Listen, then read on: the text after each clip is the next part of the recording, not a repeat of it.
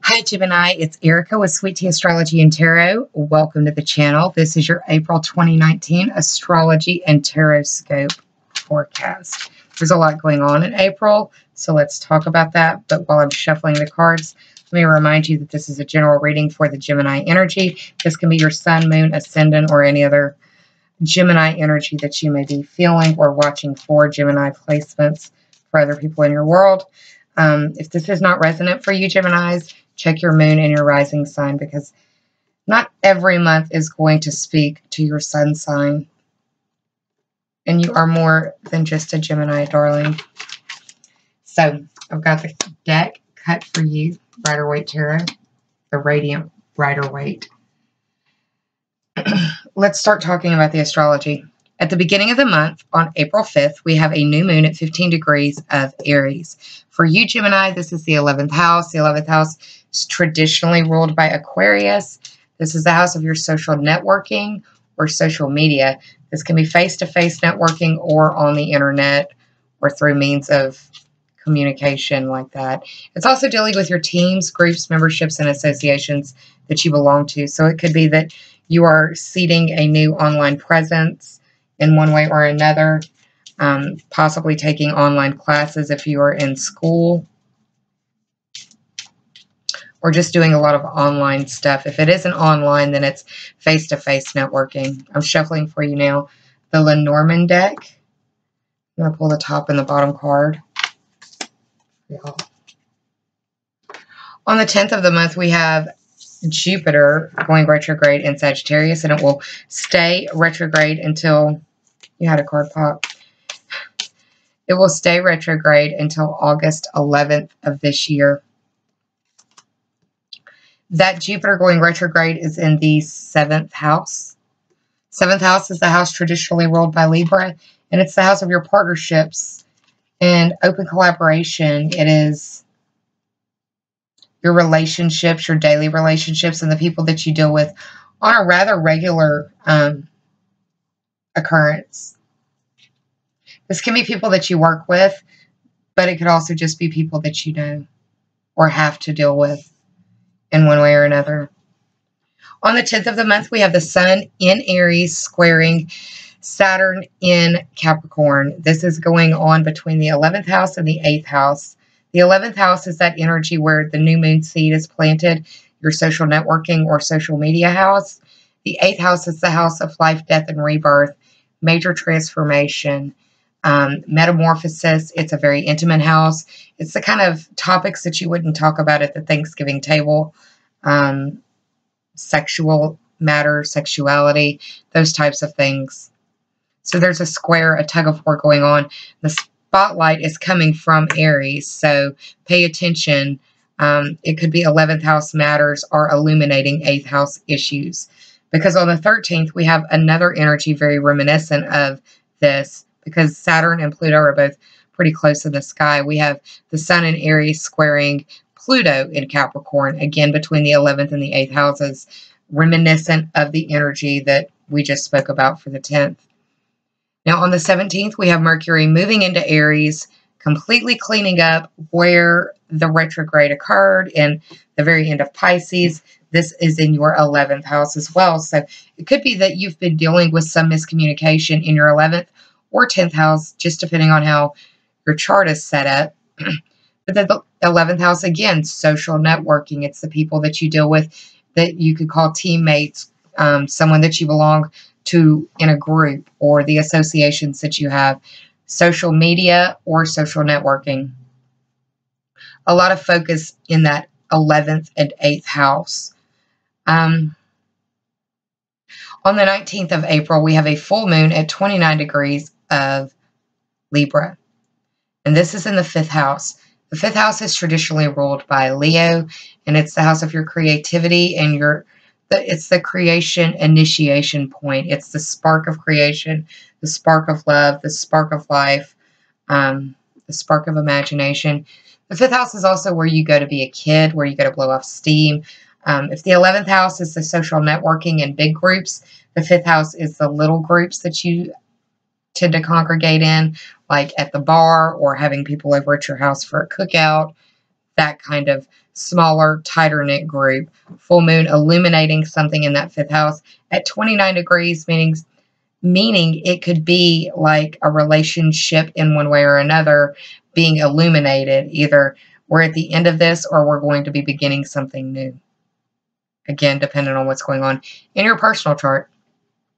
On the 20th of the month, we have Venus, the planet of love, beauty, money, harmony, and resources, moving into Aries. This is, again, the 11th house. So you'll be getting a lot of focus in that 11th house with the new moon, and then Mercury and the squares, and now Venus moving in to that area of life that deals with face-to-face networking or online networking. It could be that you're feeling very popular or very in demand, either online or in your larger groups.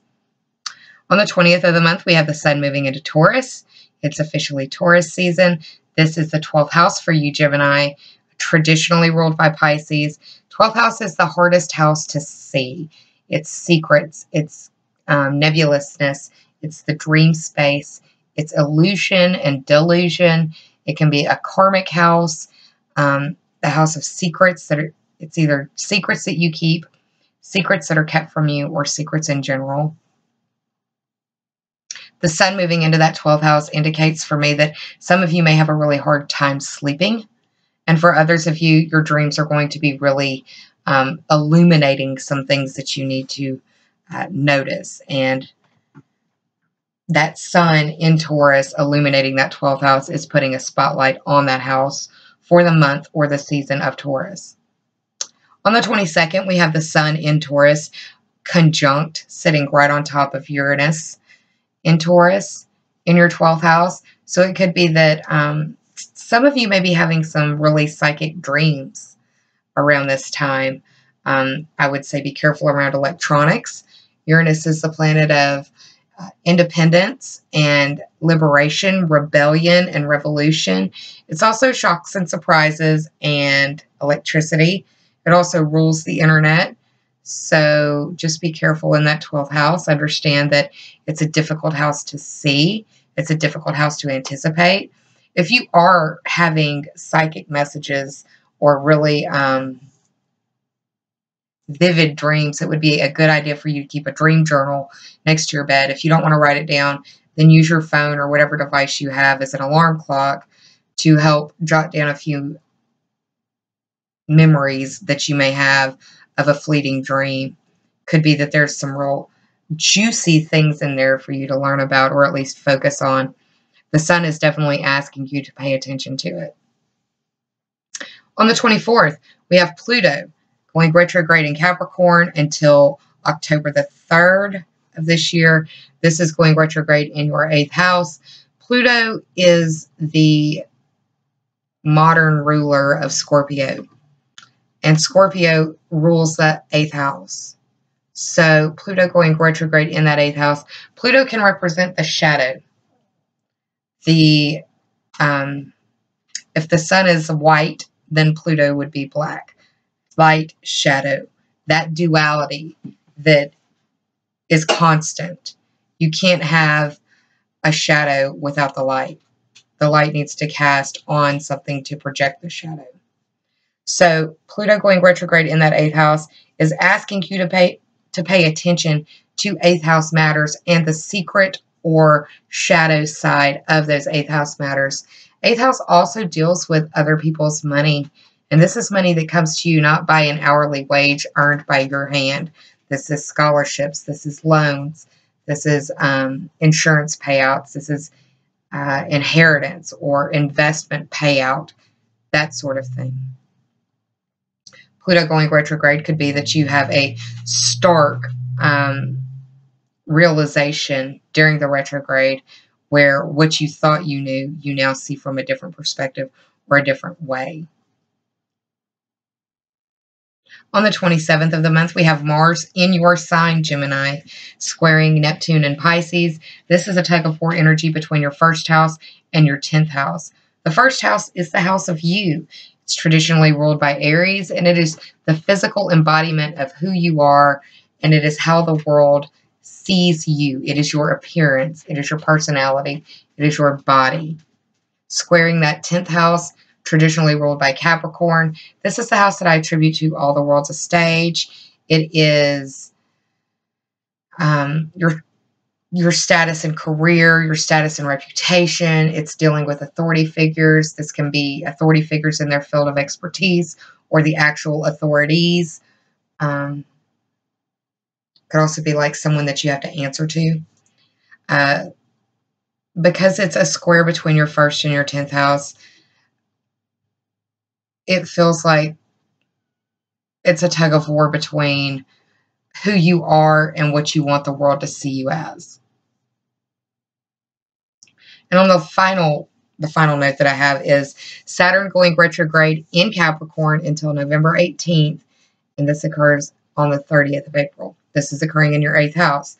Again, the house of major transformation, major metamorphosis. This is where the caterpillar turns into the butterfly, and that is a traumatic process sometimes. The birth process is a traumatic process. There are body fluids, there is pain, there are tears of joy and pain.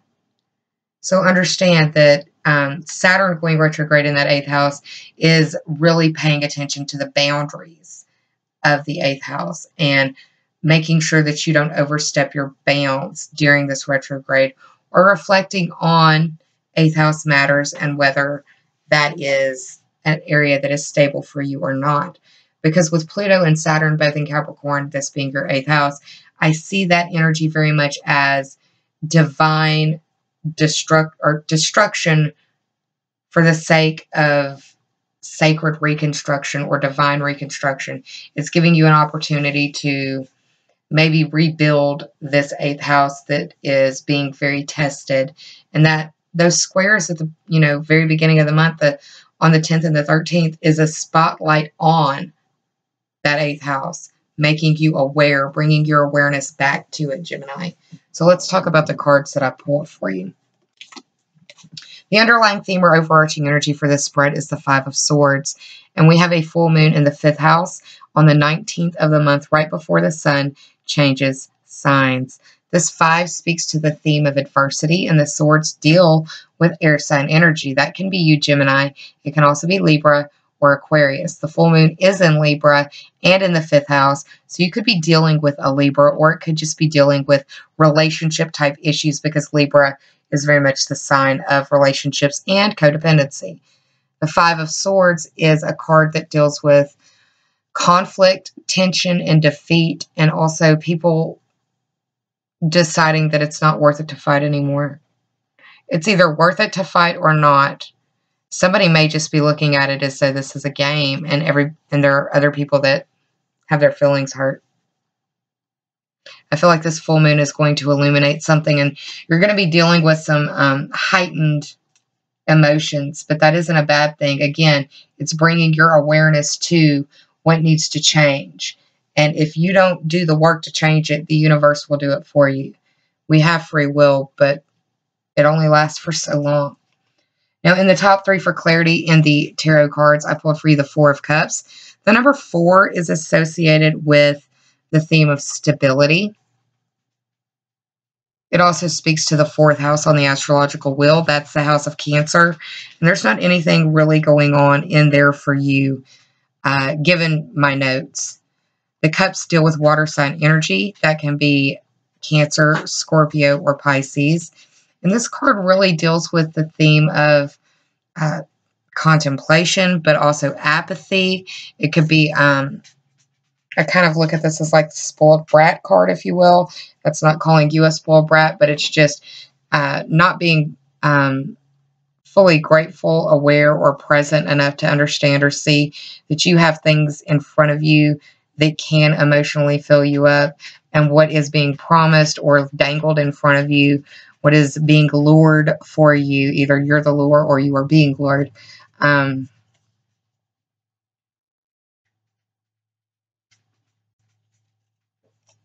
It may not manifest to full potential, and it may be taken away just as fast as it's promised.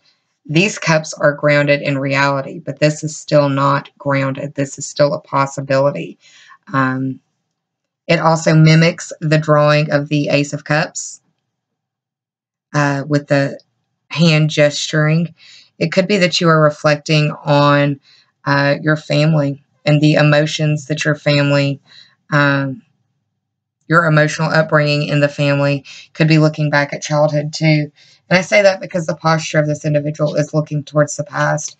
And that's the left-hand side of the readings for what I do or how I read. The second card in the top three for clarity is that Nine of Swords. No ninth house energy either really playing out, but the nine speaks to the theme of fruition.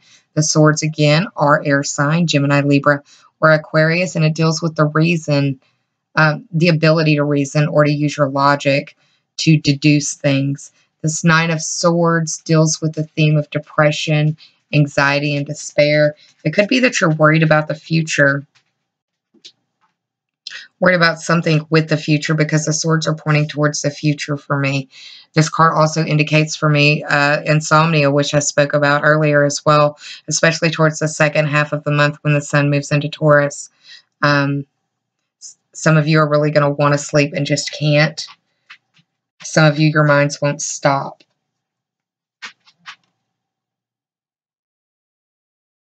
And it's pointing to this King of Cups.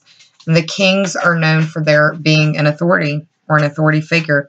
So it could be very Saturnian. Looking at a King of Cups would be a mature, older, masculine energy under the sign of Cancer, Scorpio, or Pisces. It could also be speaking to an individual who is just embodying that energy of the King of Cups. This individual is usually emotionally balanced, but I also see this as double fisting cups.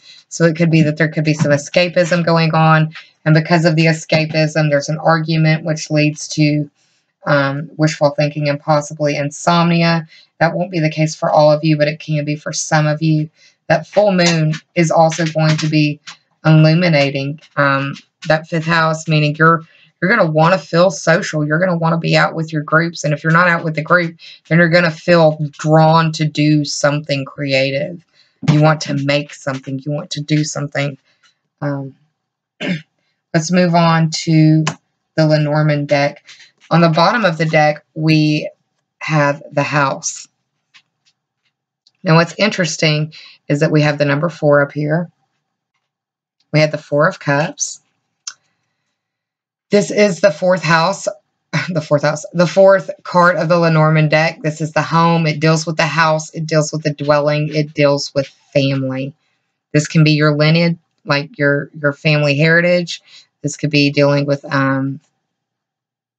assets. It could also, again, be, sorry for the extreme close-up, but there's a little moon up there. It could be really influenced by the moon or around a Cancer.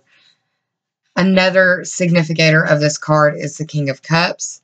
Kings are authority figures, and the cups are associated with the heart. So we have a King of Cups association that fell in the tarot reading. So it's like looking to an authority figure, a masculine authority figure, emotionally balanced authority figure, possibly Cancer, Scorpio, Pisces authority figure. If this isn't your father, this is someone you either share a house with or have shared a house with at one point or another. But yeah, it's reinforcing the theme of family and looking, the number 4, looking back. And like I said, it could be involving like childhood. It may not be your childhood, but it very well could be. Some of you may be finding out about a pregnancy. Some of you may be reflecting on your childhood. The child is the 13th card of the Lenormand deck. 1 + 3 is 4. Another number 4 showing up. Again, no actual 4th house energy, but you've had this number 4 card fall and this number 4 card call. Can I speak? This number 4 card fall. So 2 4s, and then reflecting on the King of Cups. something promised maybe and it hasn't come to fruition, or you wish you said something and you didn't. This child card deals with small things, little things, and actual children. So it's almost like looking at your childhood home, what was going on with the male energy. And that doesn't necessarily mean that it is a man. Like if it's a female Aries, that is a masculine type of energy that shows up sometimes because Aries is ruled by Mars. Anyways, the child also can be delineated down to the Jack of Spades. The Jack I see as either the Page or the Knight, which are associated with messengers or messaging, also motion and movement. Dealing with the Spades, that's the sword suit, so that's air signs, Gemini, Libra, Aquarius. We're talking about someone who may be opinionated, energetic, hasty, curious, all very childlike qualities, right? Some of you may be dealing, like I said, some of you may be finding out about a pregnancy. Some of you may be looking back on childhood or reflecting on what kind of parent you want to be eventually, or reflecting on the sins of the father and how it didn't work out the way that you wanted it to, but you have a chance to make it right in your own story, is how I feel. Those are the messages that really feel like they're coming forward. Now, from the Spirit Animal Oracle deck by Colette Baron-Reid, I pulled for you the Deer Spirit card. It says, bring a gentle touch. This is the 18th card of this deck. 1 + 8 is 9. That speaks to the 9th house, and you aren't dealing with any 9th house energy either. Let me pull up the book really quick. I want you to get the protective and oracle message from the Deer Spirit card. All right, Gemini, let's do this. The oracle message. The time has come to be gentle and diplomatic when dealing with others. You may have found yourself in a situation where negotiations are necessary in order to reach your goal. Be mindful of the words that you choose, but do not worry. Dear Spirit reminds you that you have the ability to be sure-footed and confident while showing humility and respect for others. You will find that your capacity for calm and grounded communication is heightened at this time. Follow the way of the Deer Spirit and you will do well, gaining the respect of others and finding common ground that is pleasing to you. Remember that understanding others and their needs will be more powerful at this time than putting your own first. If you do that, you will be rewarded tenfold. So this is a time to put others first, is what the oracle message is saying. From the protective message. Dear Spirit is bringing you a gentle warning that now is not the time to engage in an argument, no matter how volatile others are being. Do not match their intensity with your own. If you are dealing with an overly assertive person, step back and disengage, lest you agree to something out of alignment with your own intentions. Don't let anyone bully you into anything that you are uncomfortable with. You have solid footing if you stand your ground with grace. Those who disagree will begin to find their own gentleness and a willingness to compromise. The Deer Spirit also brings this message, that it might be easy to offend someone today or take offense because someone lacks diplomacy. Let all of that pass. You are not meant to take this world so personally. While it's a gift to be sensitive, today you need a tougher hide so that any compromises that you make allow you to maintain your integrity. So it's asking that you be gentle, it's asking that you focus on others, and it's asking that you